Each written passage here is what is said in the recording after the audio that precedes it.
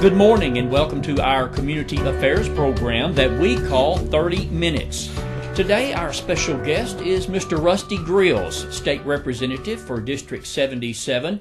It's always a pleasure to have Rusty on our program, and he is going to give us some information today about the recently ended legislative session for the year. Yes, sir. Good morning. It is good to be with you as always. I appreciate the opportunity. No, we always have an open door policy, so whenever we get a chance to slide in, you're always been accommodating, and hope we can shed some light on some things that we were able to accomplish this year in the 114th General Assembly. It's always good to see you, Rusty, and we do appreciate you being transparent and letting those in the area know what happened during session and even out of session. I know you stay busy all year, and I have to ask you just right off the bat, with all of the weather that we've had, the rain, the storms, what about crop season? Where do you stand? Well, it's a little bit wet. I know there's lots of places that there's still lots of crops need to be planted. I was talking to a friend of mine, it's 1st of June, and they're still planting corn in places, which is not something you see on a regular year, whatever a regular year is. But there's lots of people behind. And I'll tell you, the ag economy in itself has seen better days. I know last year was not a great year, and across the state, we were off $875 million gross receipts across the state from 24 to the previous year in 23. That's a big loss in revenue, and the ag sector and pretty much the row crop sector is the one who took most of that. The cattle sector has been doing pretty well, but the row crop sector is really hurt. I have some friends who farm, and they talked about having some BB-sized soybeans last year. But we went through a pretty good drought last year, also, didn't we? Yes. But some of us got rain in the right time, but there was people that really hurt. I know there's some folks up here that hurt worse than maybe even south of here. Yeah. And agriculture is a driving factor in this area for sure. It is the number one industry in the state, and it's the number one industry in this part of the world. But, for an industry that's such a big part of the state, 10% of the gross receipts come from the 3 counties that I represent. Yeah. And that ought to tell you how big of an impact it has. And I've talked to different people in the retail markets, and they can really see it. People don't buy new washers and dryers. They don't buy cars. They don't buy. They don't go out to eat as often. It has a trickle down effect. It really does. And a lot of people don't really think about it when you talk about agriculture and related jobs. Just because you're in agriculture jobs doesn't mean you drive a tractor. That's correct. And I believe agriculture, as far as actively involved in farming, there's more people in prison than there is actually involved in farming, as far as the actual farming part of it. Now, but the ancillary jobs that come from the ag sector are just huge. I think about 20% of all of the jobs in America are ancillary jobs from agriculture. And am I not correct? You are the only actual farmer in the state legislature. That is correct. There's a couple of people that have farmed, and there's one lady that's in the East Tennessee that actually farmed, but she sold her farm a year or so ago.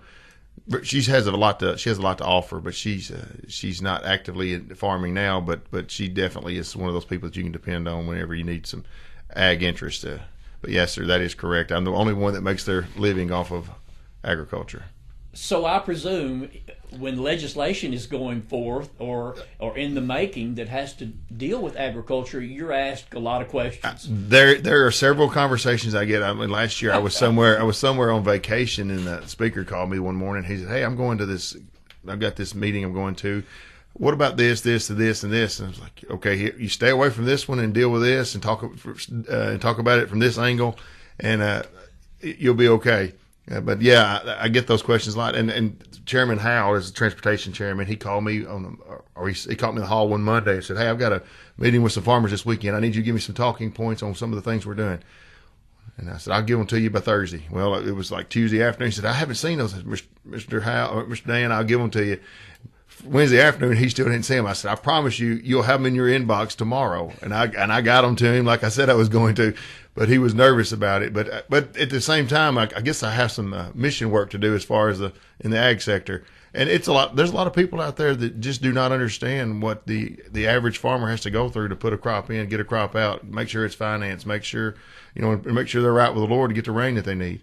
have you learned in being in the legislature? Is there a lot of bills that have to deal with agriculture? There's a lot of bills that deal with agriculture, and most of those, Farm Bureau has been pretty much and on top of a lot of those. But what I'm seeing is the disconnect between the people, even in our community, that don't necessarily understand everything that farmers have to go through. And I'm not sitting here saying, "Oh, woe farmer," but at the same time, there's so much more. I mean, I don't know how to build a car. But if manufacturing was the number one industry in this part of the state, then I would probably need to have a pretty good understanding of what it takes to manufacture a vehicle.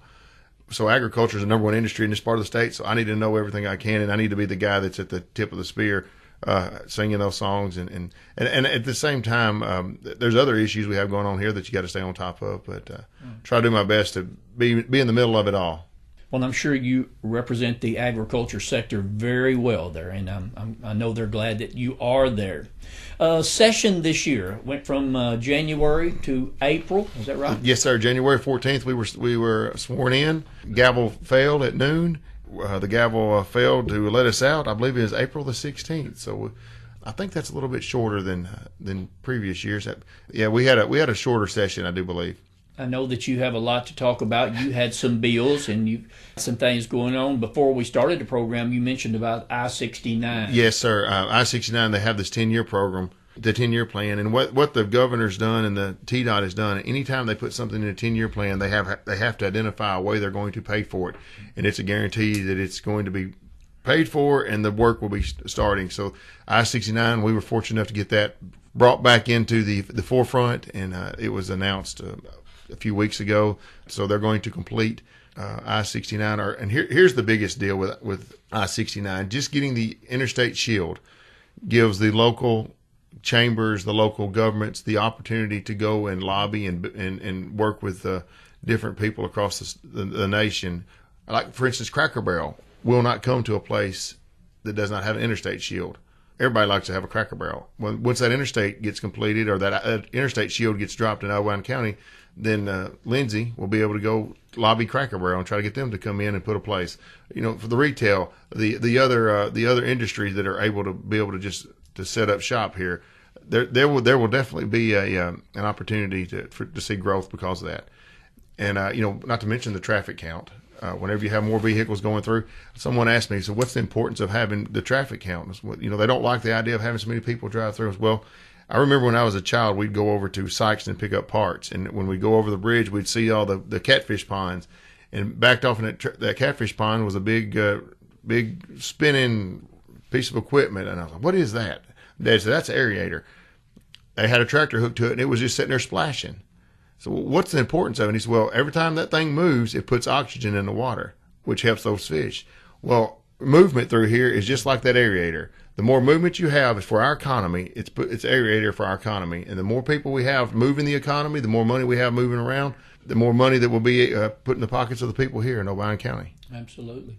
So that's good. The money is secure. The money is secure. They have a funding source, and I don't know exactly when the lettings will start taking place. The bid processes will start taking place, but that has been announced, and we're excited about that. That is one aspect of Tennessee that is different than most other states as far as building roads and fixing roads and blacktopping roads.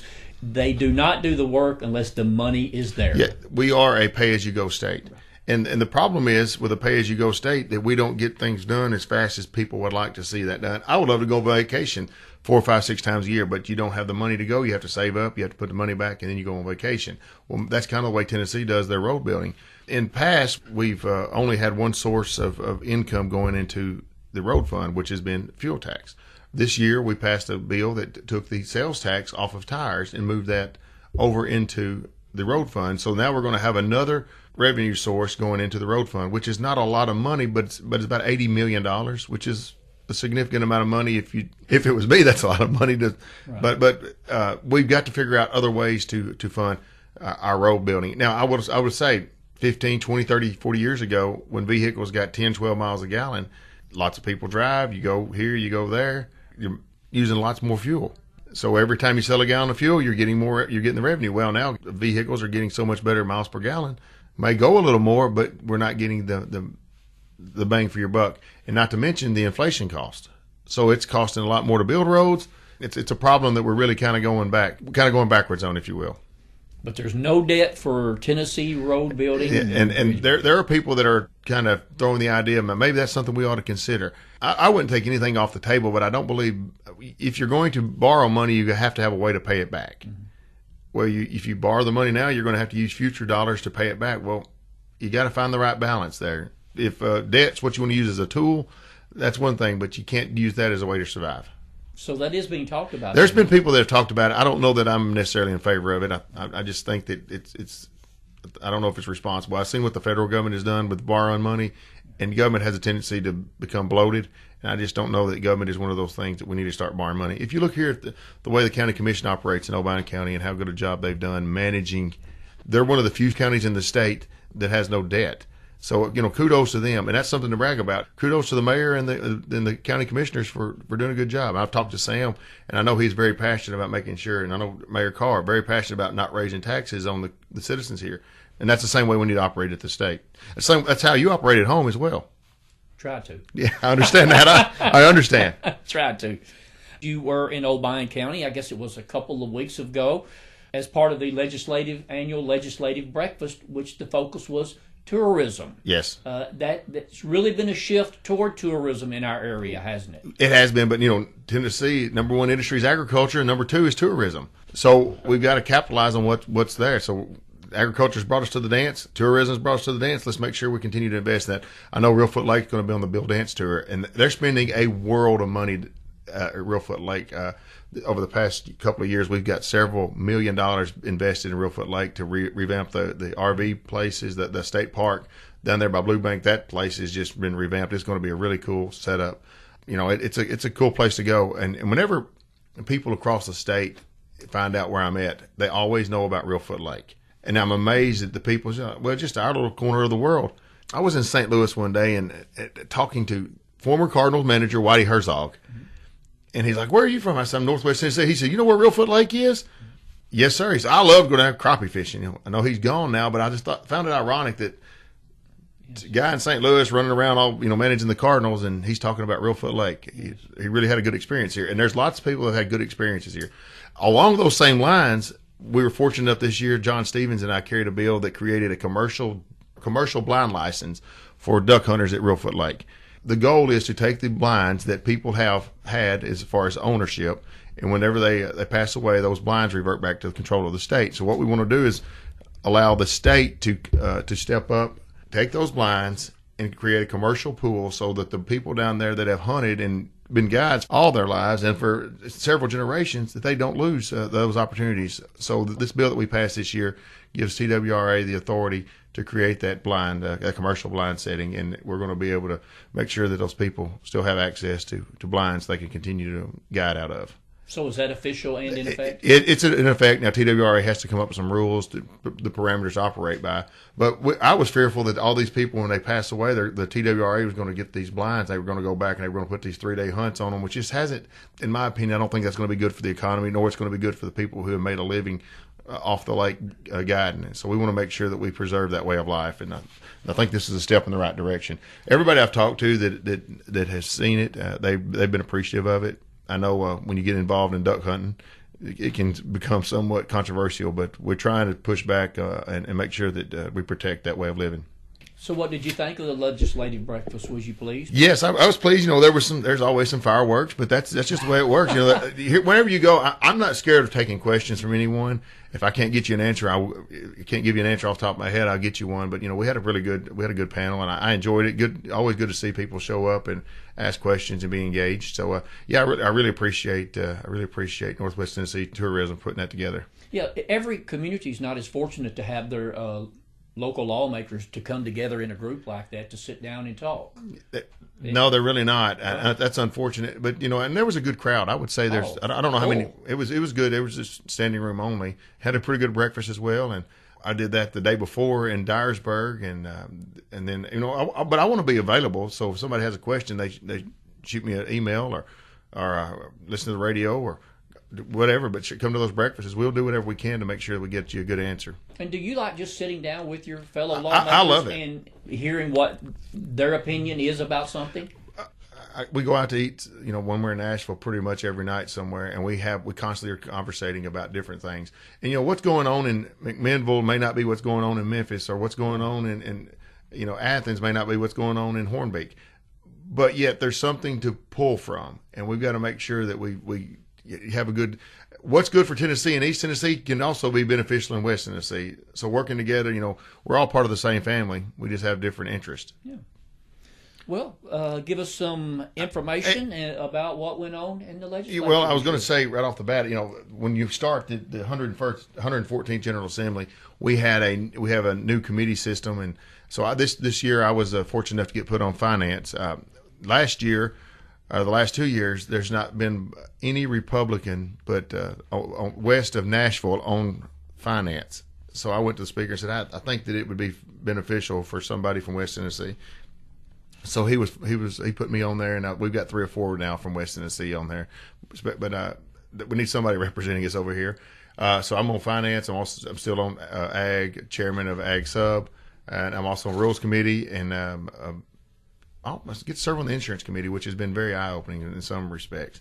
But we had a lot of successful legislation this year, and I'll try to run through these fairly quick. We dealt with anti-Semitism at the college level and at the K-12 level. There's a problem, obviously, with the way that the Jewish community has been treated, and you see that on TV on a regular basis playing out in front of our eyes. We've created a system so that now they have an investigatory system at the schools, required to at the colleges, and at the Department of Education. If they see that there's been some discrimination, they go to the Attorney General. The Attorney General then moves forward as he sees fit. But we've laid out the framework, and that's going to be a step in the right direction of trying to combat some of that. And there's been several Jewish groups that have been very complimentary of the work we've done with that. There's a bill that worked on lab-grown meat, lab-grown protein. We've talked about it for a few years, heard little bits and pieces about it. I'm a free market capitalist. I don't want to ban anything. But so what we've done is created a system that if someone wants to sell lab-grown protein in Tennessee, they have to have a permit from the Department of Agriculture, and they have to approve it. And then it cannot be labeled as meat. You can't go to the grocery store, pick up a hamburger, and think and be worried about, well, it says it's a hamburger, it's meat, and it was raised in a laboratory. If it says meat, you can guarantee it came from a cow. We wanted to make sure that that's the way it was, and it was not a unanimous vote. There were some people that had a little bit of problems with that. I don't know what their problems would be, but I think it's only fair. I dealt with side-by-sides. I'm working on this issue for about 2 years, and side-by-side code in the state has just been crazy. Side-by-side, ATV, UTV, four-wheelers. And what we've done is we created a system now where you have the permit, you buy the permit at the county clerk's office. You can drive your side-by-side on a state road if the miles per hour is less than 45. I wanted 55, but the Department of Safety did not want to go that far, so I took everything I could get, and we moved the ball forward. I will go back and try to get that 45 moved to 55, but we changed so much in that. So just getting it expanded to state roads was a big step in the right direction. All county roads are still eligible if the county commission has not opted out. If the county commission does not like that, they can opt out, but that's a local decision. They need to decide that. Did it pass? It passed. It did pass. And I had the one of the lobbyists from the police association come up to me and told me how much they appreciated it, because that has been something that's been a thorn in lots of people's sides for a while. Over in East Tennessee, it's much worse than it is here because they've got all the little trails and the four-wheeler trails and all.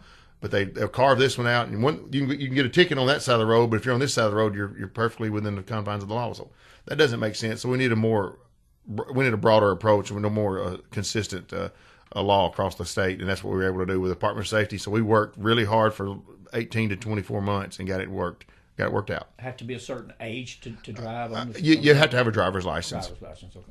Yeah, you can't be 4 years old running around on a side-by-side up and down that 4-lane. It's just, but you can't ride on the 4-lane anyhow. It's be 2-lane. Yeah. You got to stay off the interstate systems and those things. But we want to do whatever we can to make sure that people can enjoy their toys, but they got to do it in a safe manner. Another bill that I had that was somewhat controversial is the emergency powers bill. And what it did, it simply said that anything that the Constitution guarantees you as far as liberties, that the governor the governor's office cannot circumvent during a time of emergency. Well, whoever thought that would be an issue, I don't think Governor Lee would do that. I don't know who the next governor may be. I don't know if we've had any governors in the past. But the governor should not, and I repeat, not have the ability to restrict your constitutional rights during the time of emergency, because when the Constitution was written, it was given to you not for not for glorious, sunny, blue sky days. It was for days of trouble, the days of trial. And so whenever things get tough, your liberties need to be protected. And that's what this bill did. Yes, there was some debate back and forth, but we ultimately were successful and got the bill passed. And I did have a conversation with the governor. He was not exactly satisfied with it, but that's okay.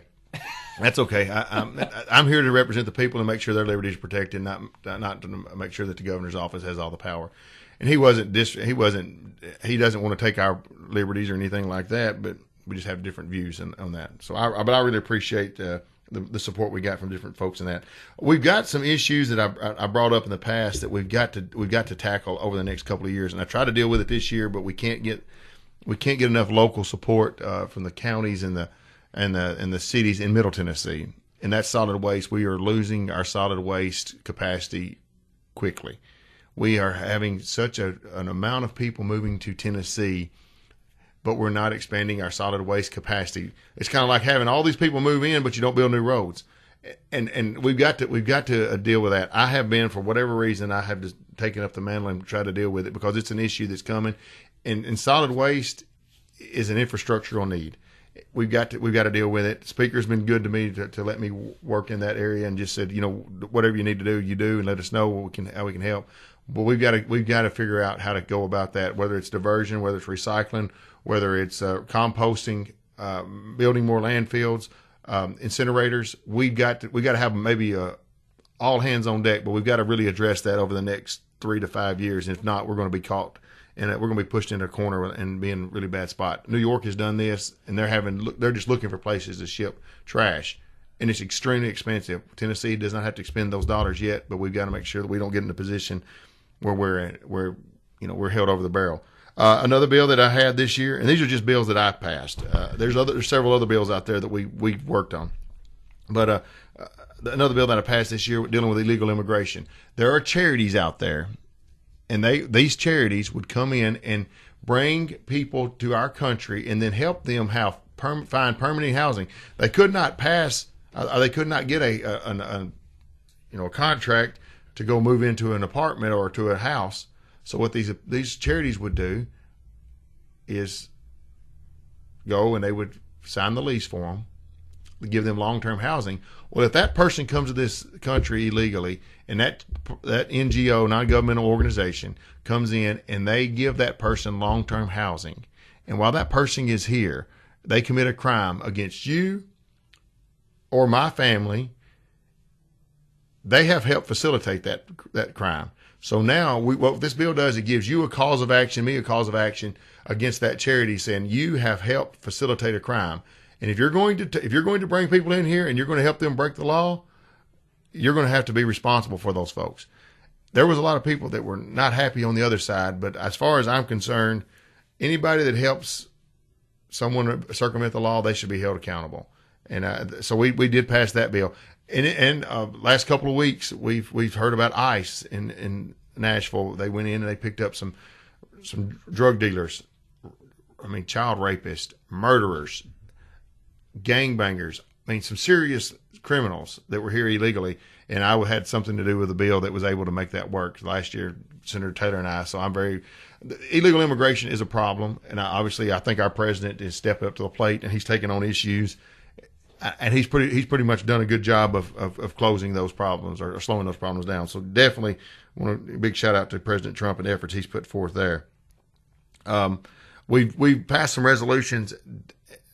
These are resolutions, and this is just pretty much stating where Tennessee is, and it deals with and supports the nuclear family. And Charles, there's nothing more important that we have in this country than nuclear family. You got a strong mother and a strong father, you'll have the chances of you having strong children are much more likely. You'll have contributors to society, but you get a child that's that doesn't have that support base, the chances of them not being successful go up dramatically.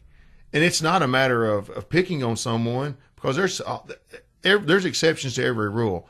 But what we want to see is less children on drugs, less children headed to prison. We want to see more children educated.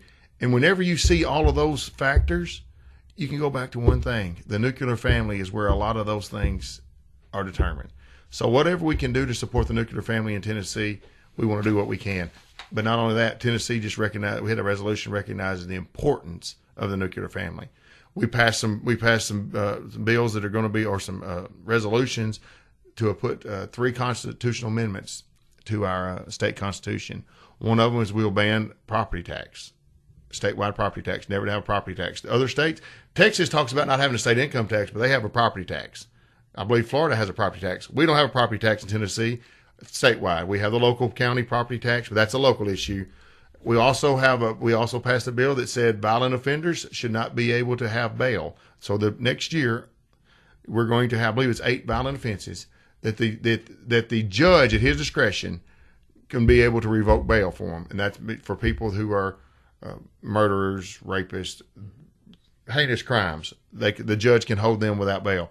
And the third one, I believe, is Marcy's Law. And what it was is that there was a young lady who had a crime committed against her, and next thing you know, they're at the grocery store and someone walks in, and it's the person who committed the crime against her. Well, anyhow, I would encourage people to go on, just Google Marcy's Law, and I know we're running out of time. Google Marcy's Law and see what it's going to do. Next year, you're going to have the opportunity to vote on Marcy's Law. The Constitution Amendment, these are constitutional amendments. Marcy's Law, revoking of bail, and the property tax. So those are some things, and I know, Charles, we ran through several of them. There's a lot that we could probably.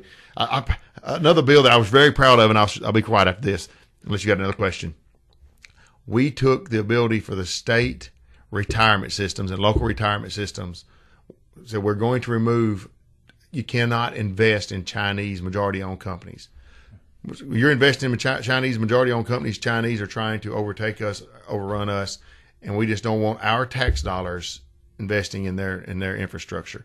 So anyhow, that's another bill I had this year. So, and there's a few more, but we'll just leave it at that. But thank you so much for the opportunity to come in and talk about some of the things that we were able to do this year, Charles.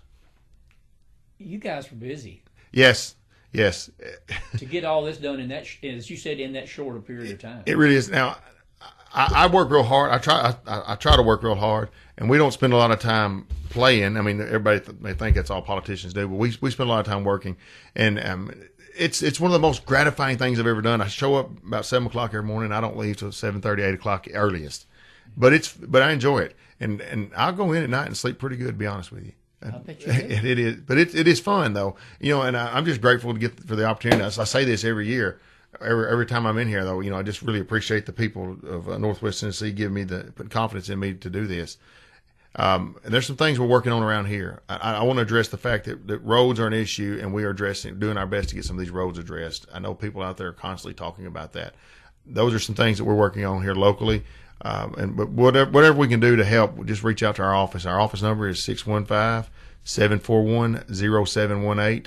Call, leave us a voicemail. Leave a nice voicemail if you would.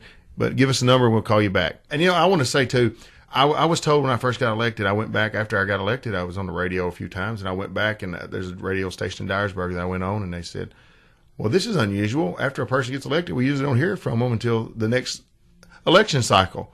And I thought, how sad is that? So it kind of opened my eyes to the importance of making sure that I make myself available to do things like this to let people know. Thank you for the opportunity. Again, Rusty Grills, State Representative, District 77. We hope you enjoyed today's program, and of course we invite you to tune in again next week at this same time as we bring you topics and information of importance to our community. From all of us here at Thunderbolt Broadcasting, until we meet again next week, I'm Charles Choate. You've been listening to 30 Minutes, a community affairs program on Thunderbolt Radio. You can listen to this broadcast and others anytime by visiting thunderboltradio.com and following the Thunderbolt Radio and Digital YouTube page. Thanks for listening.